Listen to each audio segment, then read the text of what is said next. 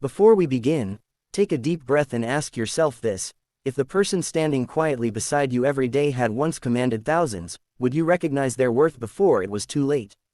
And if stories about love, pride, and hidden strength move your heart, make sure you like this video and subscribe to the channel, because some truths deserve to be heard by the world. The first time Isabella Laurent stepped out of her black car in front of the towering glass headquarters of Laurent Global Enterprises, she didn't look back.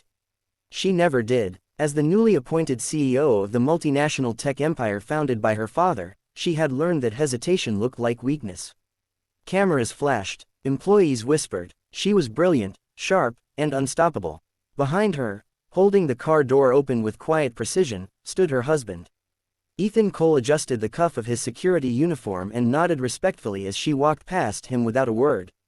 Few people in that building knew they were married. Fewer still knew they shared a small apartment across town instead of a penthouse overlooking the skyline. And absolutely no one knew the truth about Ethan. To the world, Isabella Laurent was a visionary leader, an alumna of Harvard University, a frequent guest on CNBC Squawk Box, and one of the youngest CEOs featured on the cover of Forbes. To her, Ethan was safe, dependable, ordinary. He had taken a job as a senior security guard at Laurent Global shortly after they married. When her father passed away unexpectedly, leaving the company in turmoil, Ethan insisted on working inside the building. "To be close to you," he said. She had laughed softly. "You don't have to protect me from board members and spreadsheets." He only smiled. But lately, something inside Isabella had changed. Power had weight, and she carried it everywhere. At board meetings, executives questioned her age. Investors doubted her decisions. Rivals whispered that she inherited success instead of earning it. Each slight hardened her tone, sharpened her posture, and built invisible walls around her heart. And somewhere along the way, she began seeing Ethan through the same lens of hierarchy. It started small. She stopped introducing him as her husband. When executives passed by, she'd say, "This is one of our security staff." At corporate galas, she attended alone. At home, she was distant, always checking emails, always preparing for the next acquisition. One evening, after a particularly tense meeting about a potential merger, she snapped. "You wouldn't understand the pressure I'm under," she said, pacing their living room. "You stand by a door all day, Ethan. You don't know what it's like to have thousands of jobs depending on you." Ethan looked at her quietly. His eyes, steady and unreadable, held something deeper than hurt. "You're right," he said softly. "I don't stand by a door all day." But she didn't ask what he meant. The crisis came 3 months later.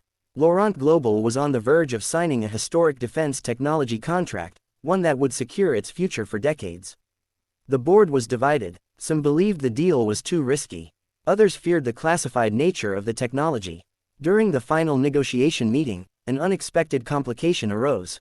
Government officials demanded additional compliance guarantees and a strategic restructuring of the security architecture.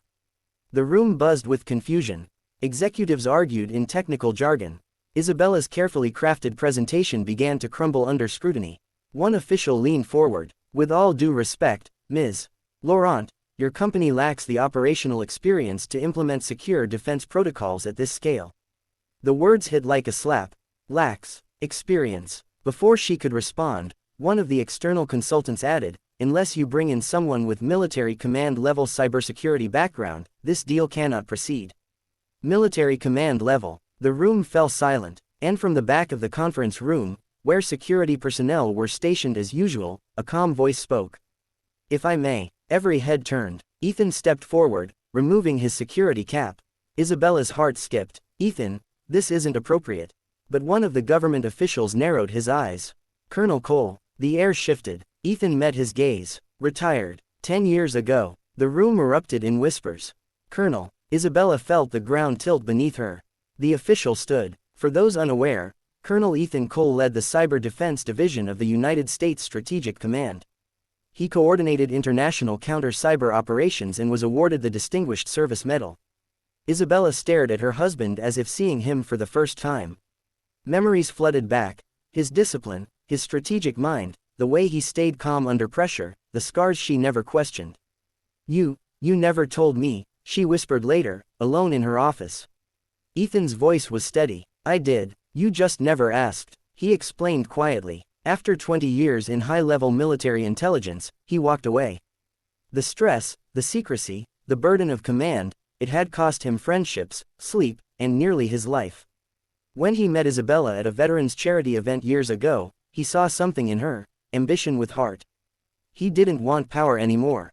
He wanted peace. "I took the security job because it was simple," he said. "And because I wanted to protect what mattered most to me. You." Tears welled in Isabella's eyes.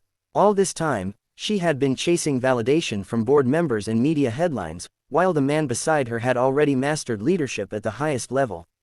That afternoon, at the board's request, Ethan presented a revised security integration strategy. He spoke with quiet authority, mapping out protocols, threat assessments, and risk mitigation models with precision that left even the most skeptical directors speechless. By the end of the week, the contract was signed. But the real transformation wasn't corporate. It was personal. That night, Isabella stood before her employees at a company-wide address. "I've spent the last year proving that I deserve to lead this company," she began. "But leadership isn't about titles. It's about humility. It's about recognizing strength, even when it stands quietly beside you." She paused. "Today, I want to introduce someone not as a security guard, but as my husband, Colonel Ethan Cole." Applause thundered through the auditorium. Ethan, uncomfortable with attention, simply nodded. At home, the distance between them dissolved. Isabella apologized, not with grand gestures, but with change. She listened more. She asked questions. She invited him to strategic discussions not because he was a former colonel, but because he was her partner. And Ethan, he remained the same steady presence. But now, she saw the depth behind the calm. Months later, when a young intern nervously asked Isabella how she handled the pressure of being underestimated, she smiled. "I learned the hard way," she said. "Never measure someone's value by their title. The strongest people don't always sit at the head of the table. Sometimes they're standing by the door, making sure everyone else is safe." The company flourished, not just because of billion-dollar contracts, but because its leader had rediscovered empathy. And Isabella never again walked past her husband without holding his hand. So remember this: pride can blind us. Status can deceive us. But love, true love, reveals what titles never can. The person you underestimate today may be the very foundation of your tomorrow. If this story touched your heart, don't forget to like this video and subscribe to the channel. Because sometimes, the quietest heroes are the ones whose stories need to be told the loudest.